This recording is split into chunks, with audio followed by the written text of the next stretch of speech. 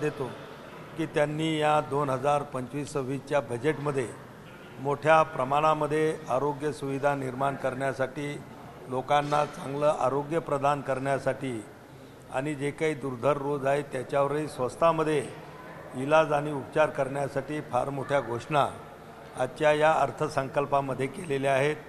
यावेळच्या अर्थसंकल्पामध्ये आमच्या आरोग्य विभागाला जवळपास 99,858 कोटी रुपये बजेट यावेळेस ते मिळालेलं आहे। त्याच्यामध्ये त्यांनी आपण जसं सांगितलं की 36 जीवनरक्षक ज्या औषधे आहेत त्यांना जवळपास संपूर्णपणे त्या ठिकाणी करमुक्त केलेलं आहे। त्याच्यानंतर ज्या दुसऱ्या 6 जीवनरक्षक औषधी आहेत की त्यांनासुद्धा कस्टम ड्युटीमध्ये करून 5% त्या ठिकाणी आणलेलं आहे। आणि 13 नवीन सहायता म्हणजे आरोग्यासाठी सहायता कार्यक्रमसुद्धा बेसिक कस्टम ड्युटीमधून त्यांना एक्झेम्प्ट त्या ठिकाणी केलेला आहे। आणि ह्या सगळ्या उपाययोजना करत असतानाच पुढच्या 3 वर्षामध्ये सर्व जिल्हा रुग्णालयामध्ये डे केअर कॅन्सर सेंटर उघडण्यात येणार आहेत की जे आमचे ग्रामीण भागातील गोरगरीब कुटुंबातील कॅन्सरचे मरीज असतात की त्यांना आपल्या जिल्ह्यामध्येच किंवा गावाच्या जवळच त्यांना उपचार करण्याची त्या ठिकाणी संधी मिळेल। दूरवर मोठ्या शहराच्या ठिकाणी जाण्याची आवश्यकता पडणार नाही। आणि देशभरातल्या ज्या काही PSC आहेत आणि जिल्हा रुग्णालय आहेत या सगळ्यांना इंटरनेट कनेक्टिव्हिटीनं सुद्धा जोडल्या जाणार आहे की त्या माध्यमातून आपल्याला त्या ठिकाणी लोकांना आपण जे टेलिमेडिसिन ज्याला म्हटलं जातं त्या माध्यमातून तज्ज्ञ डॉक्टरांचे उपचारसुद्धा गावातल्या PSCपर्यंत त्या इंटरनेटची सुविधा मिळाल्यामुळं घेतल्या जाणार आहेत। पुढच्या या वर्षामध्ये मेडिकलच्या UG आणि PGच्या मिळून जवळपास 10,000 सीट वाढवण्याचं आजच्या बजेटमध्ये म्हटलेलं आहे, जे की प्रधानमंत्र्यांनी 5 वर्षामध्ये 75,000 नवीन सीट वाढवण्याचं आव्हान केलं, म्हणजे आश्वासन दिलं होतं। त्याच्याकडे ही वाटचाल आहे। या 5 वर्षामध्ये आपण डॉक्टरांच्या 75 सीट आपण आपल्या देशभरामध्ये त्या ठिकाणी वाढवणार आहोत। मेडिकल टुरिझमच्या बाबतीमध्ये सुद्धा अनेक चांगल्या घोषणा आणि त्याच्यामध्ये सरळता आणण्याचा प्रयत्न आजच्या बजेटमध्ये माननीय अर्थमंत्री यांनी त्या ठिकाणी घोषणा केलेली आहे। मग ते आमचे बाहेरून येणारा आयुष विजा असेल, मेडिकल विजा असेल की बाहेरच्या देशातल्या लोकांनासुद्धा उपचाराच्या माध्यमातून आपल्या देशामध्ये बोलवण्याचा एक तो आहे। त्यानंतर आपण पाहतो की सर्वायकल कॅन्सर, ब्रेस्ट कॅन्सर याचं प्रमाण आपल्या देशामध्ये थोडं वाढत आहे आणि म्हणून 9 ते 14 वय गटातल्या ज्या आमच्या किशोरवयीन मुली आहेत की त्यांनासुद्धा लसीच्या माध्यमातून सर्वायकल कॅन्सर पुढे त्यांना भविष्यात होणार नाही त्याच्या लसीकरणाचा कार्यक्रमसुद्धा आता मोठ्या प्रमाणामध्ये या बजेटमध्ये हाती घेतलेला आहे। अशा अनेक याच्या बाबतीमधल्या योजना त्यांनी केलेल्या आहेत। आयुषच्या बी बजेटमध्ये जवळपास 10% त्या ठिकाणी वाढ केलेली आहे। जवळपास 4,000 कोटी रुपयापर्यंत आयुषचं बजेट की जे 13-14च्या तुलनेमध्ये जवळपास 14-15 पटीनं त्या ठिकाणी वाढलेलं आहे। अशा अनेक चांगल्या योजना आरोग्याच्या संदर्भामध्ये आपल्या सरकारनं आणलेल्या आहेत। एक मुद्दा आहे की इन्शुरन्ससाठी 100% FDIला परवानगी देण्यात आली आहे विमा काढण्यासाठी। सरकार इन्फ्रास्ट्रक्चरच्या आरोग्यावरती खर्च करतंय का इन्शुरन्स काढायचा खाजगी दवाखान्यामध्ये जाऊन उपचार घ्यायचे याकडे भर देतंय? नाही, हे बघा की याच्यामधले असे अनेक काही आजार आणि उपचार आहेत की त्याच्यावरचा येणारा खर्च हा सर्वसामान्य माणसाला परवडणारा नाही आणि म्हणून आपल्यालाही एखादा दुर्धर आजार झाला तर त्या माध्यमातून चांगलं आरोग्यसेवा किंवा आरोग्य उपचार आपल्याला त्या ठिकाणी घेता आले पाहिजेत। त्यासाठी या विमा कंपन्याला त्यांनी दिलेलं आहे। पण ह्या विमा कंपन्या फक्त आरोग्याच्या क्षेत्रात काम करतील असं नाही आहे, तर कृषी क्षेत्रामध्ये सुद्धा आता विमा कंपन्याचं झालेलं आहे। इतरही क्षेत्रामध्ये त्या कंपन्याला त्यांनी वाव दिलेला आहे। एक सर हे आहे की हे सांगितलं जातं खास करून विरोधकांकडून की महाराष्ट्रासाठी स्पेसिफिक काही आलं नाही आहे। पहिली गोष्ट, बजेटमध्ये जेव्हा अनाउन्समेंट होत होती तेव्हा बिहार ऐकू आलं कारण की तेथे निवडणूक आहे आणि लोकसभा आणि महाराष्ट्राच्या विधानसभा होत्या तेव्हा थोडंसंच काहीतरी प्रपोर्शन दिलं गेलं, अदरवाईज महाराष्ट्राच्या पॉकेटमध्ये काही आलं नाही. हे पहा, कुठल्याही राज्याचं नाव ज्यावेळेस एखाद्या योजनेमध्ये येते तर एखादी विशिष्ट प्रकारची नवीन योजना वेगळ्या प्रकारची ज्या राज्याला शासनानं जाहीर केली तर त्या राज्याचं नाव त्या बजेटमध्ये घेतलं जातं. पण आज तुम्ही पाहत असाल, आता हेल्थच्या बाबतीमध्ये सांगतो, जवळपास 1,00,000 कोटीचं बजेट आहे. मग ते काय फक्त बिहारला जाणार आहे का? ते सर्व पॅन इंडिया सर्व देशभरांसाठी ते आहेत. आणि आजचं जे बजेट आहे ते देशाचं बजेट होतं. आणि म्हणून काही राज्यांना ज्या ठिकाणी ज्या गोष्टीची कमतरता असेल किंवा ज्या राज्यामध्ये ज्या गोष्टीची आवश्यकता असतील तशा प्रकारचे प्रपोजल तिथल्या राज्यांनी केंद्र सरकारकडे मागणी केलेली असेल तर त्या सोयीनुसार ते देण्याचा प्रयत्न या बजेटमधून झालेला आहे. निश्चितच या बजेटच्या माध्यमातून महाराष्ट्रासाठी सुद्धा होणारे, आज तुम्ही पाहिलं असाल, शेतकऱ्यांसाठी सुद्धा कृषी विभागाच्या अनेक चांगल्या घोषणा त्या ठिकाणी झाल्या की आपण पाहत होतो तूर असेल, हरभरा, उडीद, मूग यांची संपूर्ण खरेदी करण्याची हमी आजच्या बजेटमध्ये त्या ठिकाणी घेण्यात आलेली आहे. जे आपले 100 जिल्हे आहेत देशातले की ज्याच्यामध्ये शेतीमालाची कमी उत्पादन होतं, असे ते सर्व जिल्हे हे करून त्या जिल्ह्यामध्ये विशेष कृषीचे कार्यक्रम राबवून त्या ठिकाणच्या शेतकऱ्याची कृषी उत्पादकता वाढवण्याचं सुद्धा आजच्या अर्थसंकल्पामध्ये जाहीर करण्यात आलेलं आहे. गोडाऊन त्या ठिकाणी बांधल्या जातील. म्हणजे अशा अनेक शेतकऱ्यांसाठी सुद्धा चांगल्या योजना आहेत. जलजीवन मिशनची मुदतवाढसुद्धा आता 2028पर्यंत करण्यात आलेली आहे की ज्या माध्यमातून नळाद्वारे सगळ्या घरांपर्यंत लोकांना स्वच्छ पिण्याचं पाणी देण्याच्या आपल्या पंतप्रधानांनी जी घोषणा केली होती त्याच्याकडं ती पूर्तता करण्यासाठी पुन्हा त्याला 2028पर्यंतची मुदतवाढ.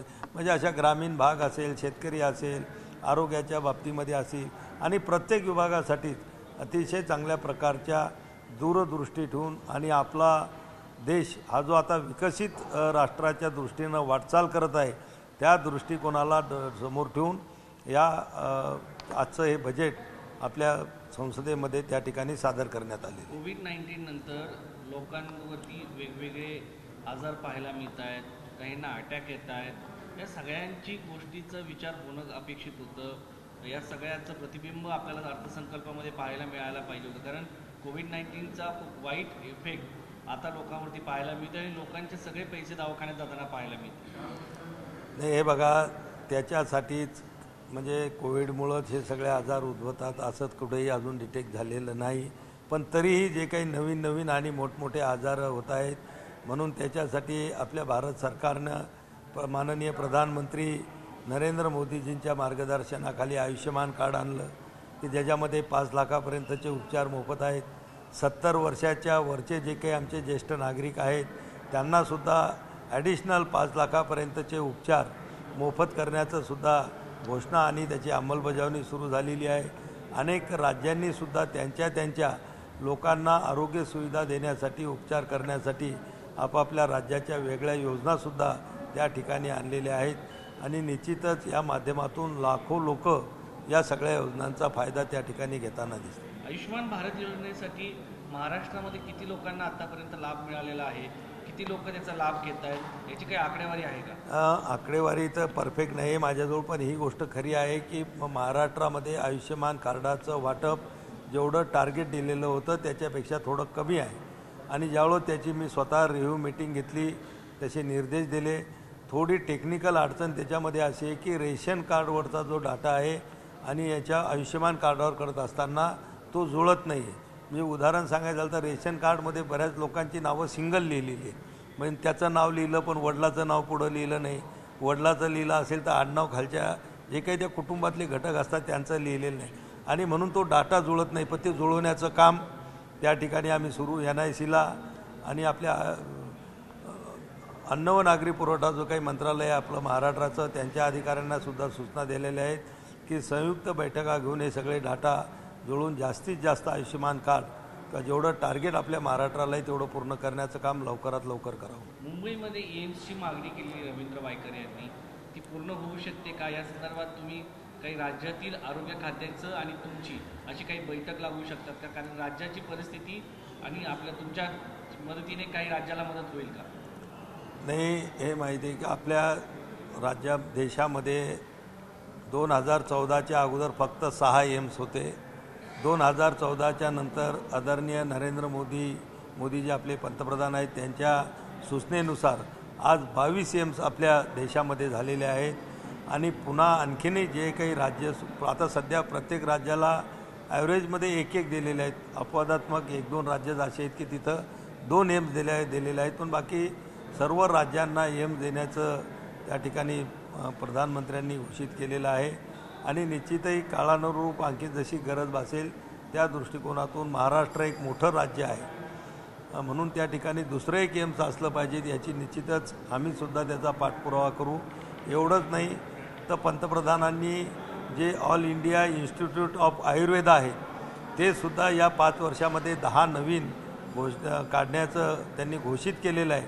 ते इन्स्टिट्यूटसुद्धा त्यातलं एक आपल्या महाराष्ट्रामध्ये त्या ठिकाणी व्हावं यासाठी सुद्धा आमचे प्रयत्न सुरू आहेत. शेवटचा प्रश्न, बुलढाण्यामध्ये जी केस गळती आहे त्या संदर्भात टीम आली, त्यांनी सॅम्पल घेतले, त्यांचा काही अहवाल तुमच्याकडे आला आहे का? काही बातम्या आल्या होत्या की अहवाल आला आहे, नाही, नक्की सत्यता काय? अहवाल त्यांचा जवळपास पूर्ण झालेला आहे. आजच मी त्यांच्याशी बोललो. त्यांचं म्हणणं आहे की अपडेट करून मी संध्याकाळपर्यंत तुम्हाला तो अहवाल देतो.